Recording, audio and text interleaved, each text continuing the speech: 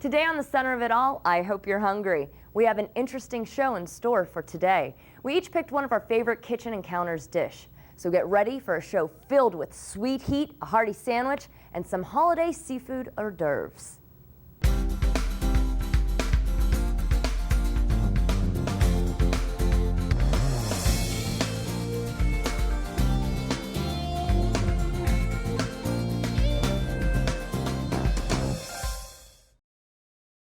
Welcome! It's an exciting show with the best of kitchen encounters.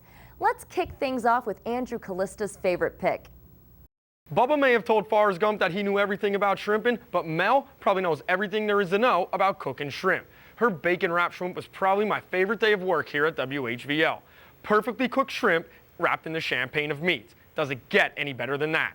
And the sauce she chose was bone-licking good. And she had crab-filled shells to go with it. Serve these appetizers at your party and it's sure to be a hit.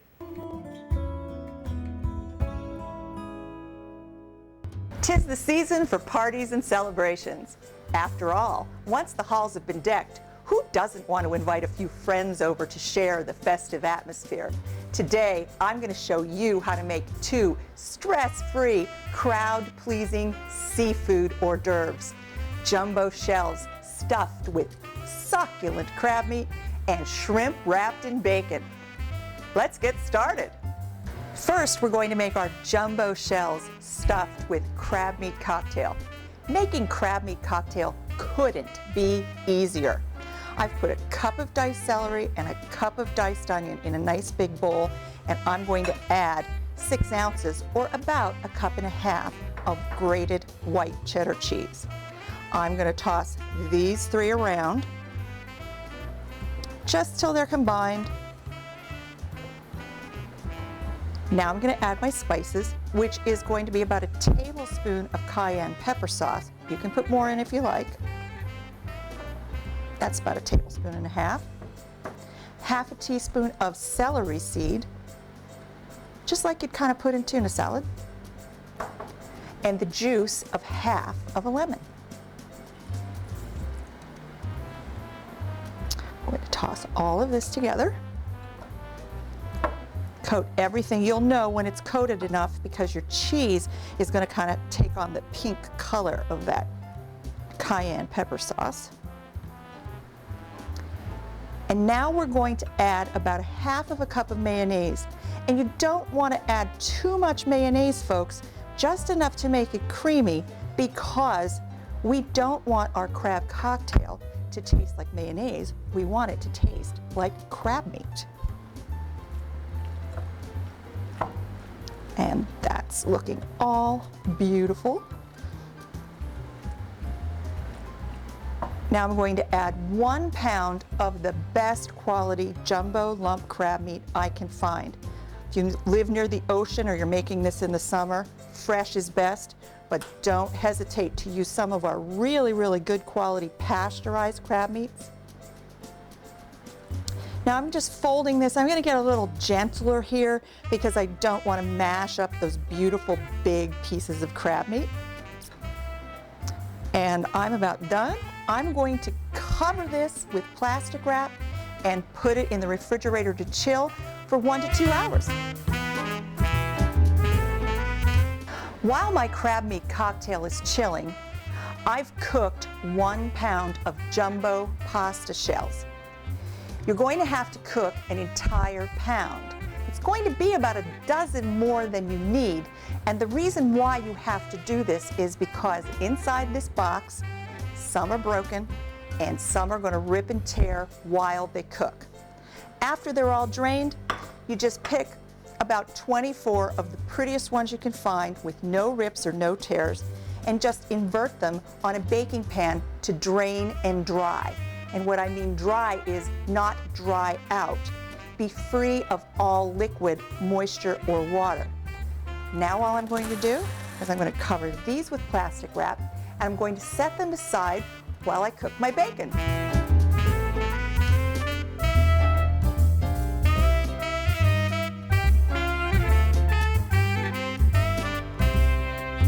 You've seen me me oven roast bacon here on Kitchen Encounters more than once, and you know how I feel about these disposable aluminum broiler pans, the kind with the corrugated bottom that give all that grease a place to go to as the bacon crisps in the oven. The only difference of what I'm doing today is I'm going to pre-cook the bacon or half-cook the bacon. Why am I doing that? Well, when you're making shrimp wrapped in bacon or even scallops wrapped in bacon, the problem you have is the bacon takes longer to cook than the shrimp does. So what I'm doing is I'm evening the playing field. I'm giving the bacon a head start. I've laid it side by side on these pans, and I'm going to put it in a 375-degree oven for about 10 minutes until it's light and soft, but not fully cooked.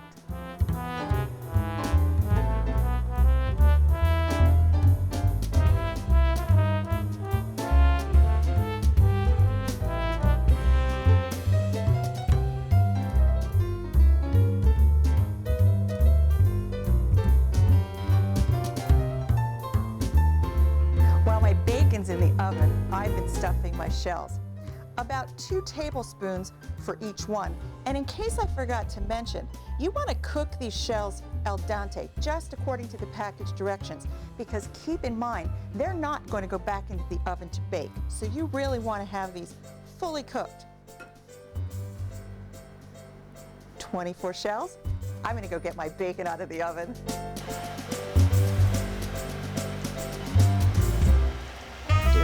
Now it's perfect. So let's just go up the middle, as Joe Paterno would say. My bacon cooked for 10 minutes. I took it out and it cooled for 10 minutes. And now it's at room temperature. So it's time to wrap my shrimp. And you'll be happy to know you can actually do this a day in advance and put these in the refrigerator overnight. So for each shrimp, what I want is a half slice of bacon at room temperature. My secret ingredient, which is going to make my shrimp really tangy and keep them moist and succulent, is about a half teaspoon of Dijon mustard on the top of each one. I'm just going to wrap each one, stick it with a little toothpick, and lightly place it back on the same pans that I cooked the bacon in. Now when you're placing these in the pan, I say lightly place because you don't want to poke a hole in these pans with the toothpick. I'm just going to put these back in the oven at 400 degrees for 12 minutes and they're going to be ready to serve.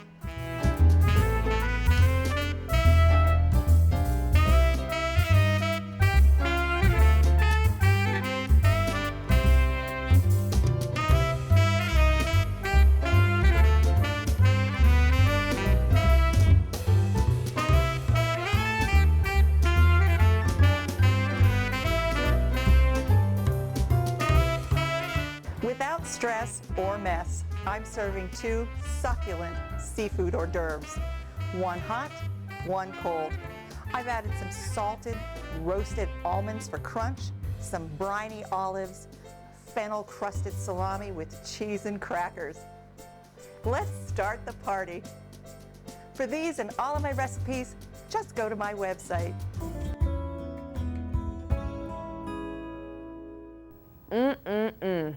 Stick around. We have to take a quick break, but we'll be right back. Thanks for joining the center of it all as we continue on with the best of Kitchen Encounters. I now pass the torch to John Stroh, who gives us a little more detail about his favorite Melanie dish. I have to go back to our St. Patty's Day episode of the center of it all in 2010 for my favorite Kitchen Encounters dish. You know, I'd never really eaten a lot of corned beef before, and Mel made this amazing sugar-braised corned beef with one of my favorite ingredients, brown sugar. And I'm telling you, you don't have to be Irish to feel lucky after eating this one.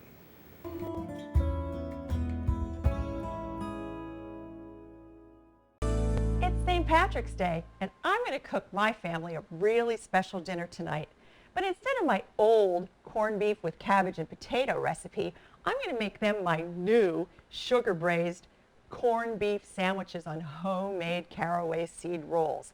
I can't wait for them to get home tonight. Let's get started. Well, now we're just going to put everything in my big 12-quart stock pot. And I'm going to start with 2 cups of water. How easy is that? The next thing we're going to do is we're going to take our 2 corned beef roasts, fat side up, and just place them down in the pot. And if they overlap a little, that is absolutely just fine. The next thing I'm going to do is I'm going to use my fragrant spices. And I'm going to not put them on top of the roast. I'm going to put them down into the water. I'm going to put the cinnamon sticks, bay leaves, cloves, allspice. This is just wonderful. Wait till you smell this roast. The next thing I'm going to do is on top of the roast, I'm going to distribute 2 really big, coarsely chopped onions right over the top and 12 large garlic cloves right over the top. Lastly, what I'm going to add are 2 28-ounce cans of crushed tomatoes. 1. Here comes the second one. And 2 tablespoons of sugar and red pepper flakes. I'm going to finish that off with 2 more cups of water. About the only secret I can say to you about this whole recipe is to layer it in the pot the way I told you to. You want to make sure you have water in the bottom and your roast's fat side up so that when it comes to a boil, it's not going to scorch the bottom of the pan. Now all I'm going to do is put a lid on this, bring it to a boil, and turn it down to simmer for 3 hours while I go off and do something that's really fun. It's been 3 hours, and as you can see, my roast has been simmering away, and doesn't that look fantastic? And it's all reduced down. The only thing we're going to do now is take it out of the pot, coat it in some brown sugar, finish it off in the oven. Wait till you taste these sandwiches, folks. Well, I've taken my roasts out of the pot and I've put them in an ordinary 9 by 13 inch baking dish with a rack in the bottom of it. They're fat side up, and I'm just spooning brown sugar on the top of them. They're going to go into the oven at 350 degrees for 20 to 30 minutes until the sugar caramelizes, and then we eat. My roast is out of the oven. I've let it rest about 10 minutes. I'm slicing it on a 30-degree angle, as paper thin as I possibly can with a good sharp knife. Would you please look at this, that sugar crust and that succulent soft meat. These are going to make fabulous sandwiches. Isn't this just a beautiful plate of meat? I can't wait for you to taste it on my deli-style sandwiches with a side of potato salad and some dill pickle slices. This might just be your favorite St. Patrick's Day meal. For these and all of my recipes, just go to my website.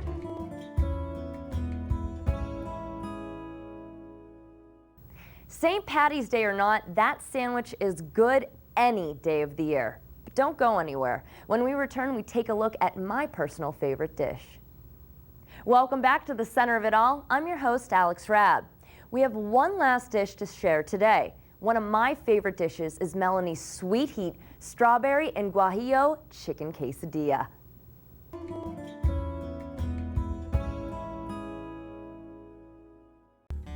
It's strawberry season. Ripe, juicy strawberries are in all of our grocery stores, our local farmers markets, and I just picked 2 pints out of my own backyard strawberry patch this morning. When I was a little girl, I couldn't wait for my grandmother to make strawberry shortcake, strawberry ice cream, and strawberry preserves. Now that I'm a grown-up, I have a secret. Strawberries aren't just for dessert. Today, I'm going to show you how to make a spicy, sweet and savory strawberry sauce. And I'm going to be putting it on top of my grilled chicken, Vidalia onion, black bean, and queso fresco quesadillas. Let's get started. Before we move over to the stovetop to make our strawberry sauce, I'm going to make my spice blend and season my chicken thighs. What I have here in a 1-cup container is a mixture of salt, black pepper, cayenne pepper, guajillo chili powder, smoked paprika, and dry English mustard. I like to give it a rough stir just to get everything basically combined. And then my favorite thing to do is transfer it to a glass cheese shaker, the kind with big holes on the top. This makes for a really easy, mess-free way to apply it to the chicken. What I have here are about 3 pounds of boneless, skinless chicken thighs. And I've used a pair of kitchen shears to trim big pieces and chunks of chicken fat off of them, which cause flare-ups when it hits the grill. All I'm going to do is lightly season the tops, not the bottoms of the chicken thighs. There's no reason to over-season these. This is spicy enough. And I'm going to set these aside for about 15 minutes to let my spice blend work its magic. Now we're going to move over and make our sauce. My spicy strawberry sauce couldn't be easier. I've hulled and coarsely chopped 4 generous cups of strawberries. After that, in less than 5 minutes, this is going to be ready to eat. I'm going to add 1 cup of white sugar, 2 tablespoons of brown sugar, gives it a really nice full flavor, a teaspoon of guajillo chili powder, 1/4 teaspoon of cayenne pepper, and 1/4 teaspoon of sea salt. Tablespoon of lime juice, and a teaspoon of strawberry extract just for a little bit of extra flavor.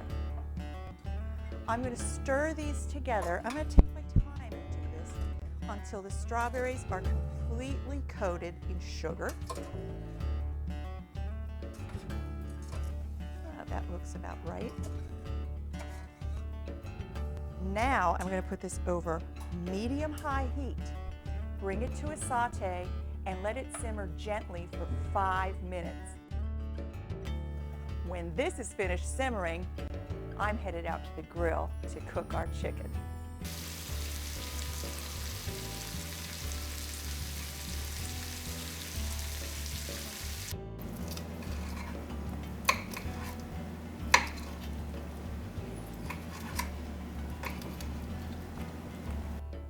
My chicken thighs are grilled.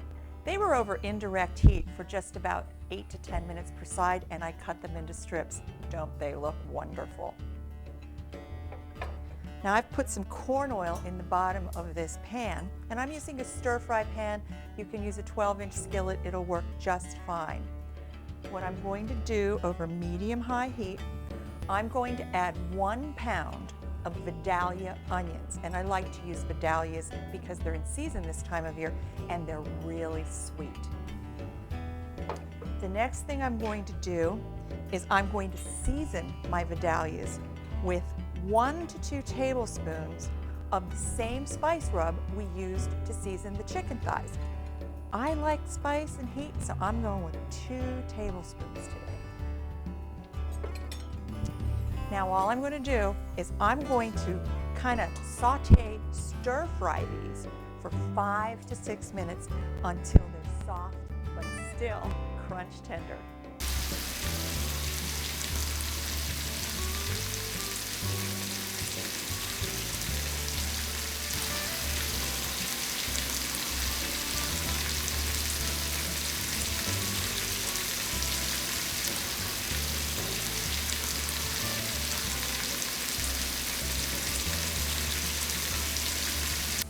Oh, my onions have been sauteing for about 5 minutes and they are just perfect. Now I'm going to add 1 16-ounce can of black beans. These have been drained and rinsed thoroughly. You always want to drain your black beans and rinse them before you use them, folks. Next, I'm adding about 1.5 cups of queso fresco cheese. Queso fresco cheese is a fresh Mexican cheese. It's similar in texture to feta and has about the same shelf life, 4 to 5 days. Unlike American cheeses like cheddar, this doesn't melt. It just gets a little creamy around the edges, which makes it absolutely perfect to add to quesadillas. I'm going to stir these in. Oh, that looks wonderful. I'm going to cook this just till it's heated through. And now I'm going to add all of this grilled chicken.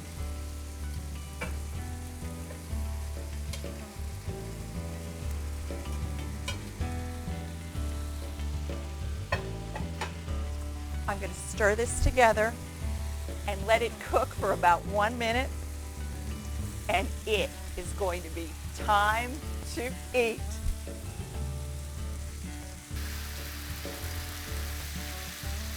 Quesadillas are warm corn or flour tortillas that have been lightly grilled and are filled with a meat or vegetable mixture and cheese, just like our queso fresco cheese today.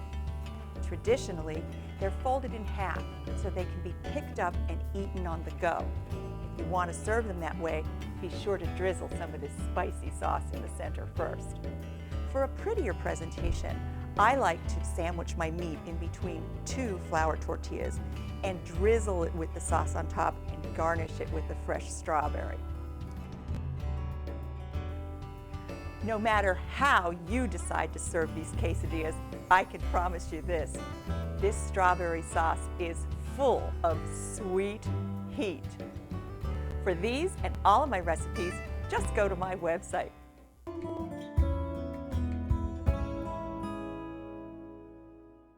It is so, so good. Now remember, Mel has all of her recipes on her website, kitchenencounters.typepad.com. Thanks for watching and happy eating.